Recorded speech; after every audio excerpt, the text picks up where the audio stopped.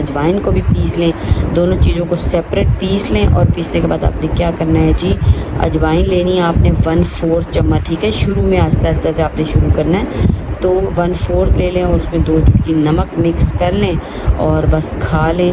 खाने के बाद 10-15 मिनट बाद खा के ऊपर से थोड़ा सा पानी पी लें और बस ये इंशाल्लाह जो मसला हल होना है ना आपका, कि पेट में जो दर्द है, मैदे में जो दर्द है, बिल्कुल ठीक हो जाना है। और अजवाइन के बहुत ही ज़्यादा फ़ायदे हैं, उसके लिए मैं इंशाल्लाह एक अलग सी वीडियो व्यूअर्स बना दूँगी ताकि सारे फ़ायदे आपको हासिल हो सकें। और नहीं तो आप जो है गूगल पे जाके भी सर्च कर लें इस चीज़ को, अजवाइन के फ़ायदे बहुत ही ज़्यादा हैं। तो इसलिए जो है ये एक कोई नई चीज़ नहीं मैं आपको बता रही, एक अज़ल से इस्तेमाल होने वाली चीज़ है। तो व्यूअर्स थोड़ी सी वीडियो भी लंबी हो जाती है क्योंकि थोड़ी सी मैं चाहती हूँ कि आप लोगों को डिटेल बताऊँ ताकि डिटेल से समझ आए, तो वीडियो को स्किप ना किया करें। कोई अगर